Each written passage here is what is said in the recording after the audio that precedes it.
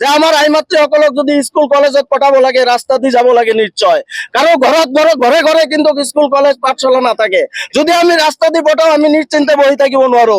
যিটো ঘটনা যোৱা পৰহি হৈছে ইয়াতকৈ আশ্চৰ্যজনক ঘটনা অসমত হোৱা নাই। কিয়নো আপোনালোকে আৰু এটা বস্তু জানিলে আচৰিত পাব যে ছোৱালীজনীক মুছলিম জাতীয় পোছাক যিটো বোৰখা বুলি কয় সেই বোৰখা পিন্ধাই ছোৱালীজনীক ইয়াৰ পৰা লৈ যোৱা হৈছে।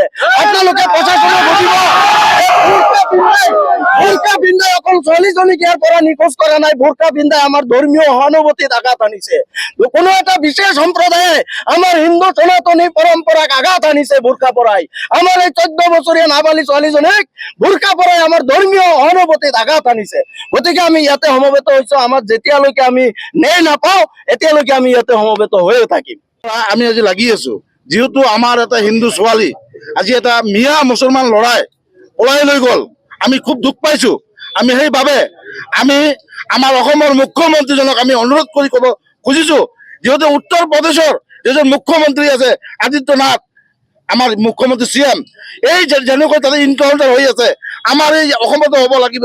হিমন্ত বিশ্ব শৰ্মাক আমি অনুৰোধ কৰি কৈছো, এনেকুৱা লাভ জিহাদত যিবোৰ মানুহ জড়িত হ'ব সিহঁতক ডাইৰেক্ট ইনকাউণ্টাৰ কৰিব লাগে। আকৌ আজি যিটো আমি ছোৱালীজনক যিটো আমি আৰক্ষীৰ ওপৰত আমাৰ বহুত বিশ্বাস আছিলে, কিন্তু আজিৰ দিনত আমাৰ আৰক্ষীৰ ওপৰত বিশ্বাস হেৰুৱাই পেলাইছো। আমি আজিৰ ভিতৰত যদি ছোৱালীজনক আমি যদি সুপলমে যদি নাপাওঁ তেনেহ'লে কালিৰে পৰা আমি শ্ৰীৰামপুৰ হাইৰত আমি ব্লক কৰিম। আজি আমি ইয়াতে সকলো জাতি জনগোষ্ঠী নিৰ্বিশেষে যিসকলে সুস্থ সমাজ এখন বিচাৰে আমি ইয়াতে সকলো একেলগে একত্ৰিত হৈছো।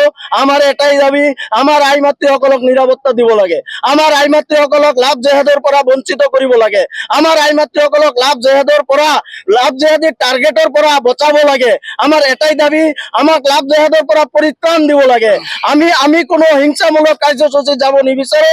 আমাৰ নিজৰ নিৰাপত্তা লাগে, আমাৰ আই মাতৃসকলৰ নিৰাপত্তা লাগে। পৰিতাপৰ বিষয় আজি আমি ইয়াতে চাপকাটা আৰক্ষী চকীৰ সন্মুখত আজি এই ৰোডখন বন্ধ কৰিবলগীয়া হৈছে। ইয়াতকৈ দুঃখজনক ঘটনা আমাৰ আৰু একো নাই। এতিয়া যদি আপোনালোকে সোধে যে আমি কিয় ইয়াত ৰাস্তাত বহিবলগীয়া হৈছে, আমি নিৰাপত্তাৰ অভাৱত ভুগিছো প্ৰথম কথা। দ্বিতীয় কথা, আমি আমাৰ আই মাতৃসকলক লৈ নিৰাপত্তাৰ অভাৱত ভুগিছো। আৰু আমাৰ এই নিৰাপত্তা যদি অসম প্ৰশাসনে দিয়াত ব্যৰ্থ হয় তেনেহ'লে আমি বেলেগ পন্থা হাতত লোৱাৰ কাৰণে আমি প্ৰস্তুত।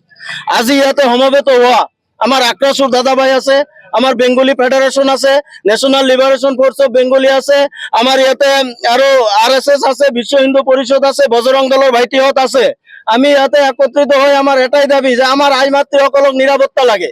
আজি আপোনালোকে ভাবিলে আচৰিত পাব, কনষ্টেণ্টলি যোৱা পৰহিৰ পৰা ছোৱালীজনী ইয়াত নিখোজ হৈ গৈছে, এটা মাইনৰিটি লৰাই লৈ গৈছে, প্ৰশাসনক FIR দিয়া হৈছে, প্ৰশাসনৰ কাম প্ৰশাসনে কৰি আছে, আমাৰ কাম আমি কৰি আছো। আপোনালোকে ভাবিলে আচৰিত পাব, যোৱা পৰহিৰ পৰা আজিলৈকে এই ল'ৰাটো ছোৱালীটোৰ কোনো সংহত উলিয়াবলৈ সক্ষম হোৱা নাই, প্ৰশাসন ব্যৰ্থ।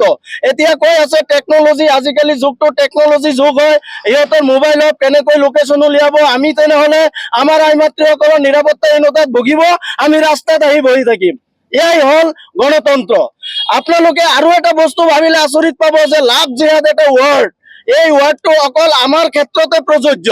আমাৰ হিন্দু আই মাতৃসকলৰ লগতে লাভ জেহাদ নামৰ যিটো ৱৰ্ড আছে এই ৱৰ্ডটো প্ৰযোজ্য হয়। আমি আমাৰ আই মাতৃসকলক লৈয়ে লাভ জেহাদৰ বলি হ'বলগীয়া হয়। কিয়? আমি অসম প্ৰশাসনৰ ঊৰ্ধ্বতম কৰ্তৃপক্ষক আপোনালোকৰ মাধ্যমেদি সুধিবলৈ বিচাৰিছো যে কিয় লাভ জেহাদে অকল আমাৰ হিন্দু আই মাতৃসকলক কিয় টাৰ্গেট বনায়, লাভ জেহাদে অকল আমাৰ আই মাতৃ ভনীসকলক কিয় টাৰ্গেট বনায়। তেনেহ'লে কি আমি ইয়াত নেকি আমাৰ আই মাতৃসকলক আমি নিজে নিৰাপত্তা দিব নোৱাৰিম?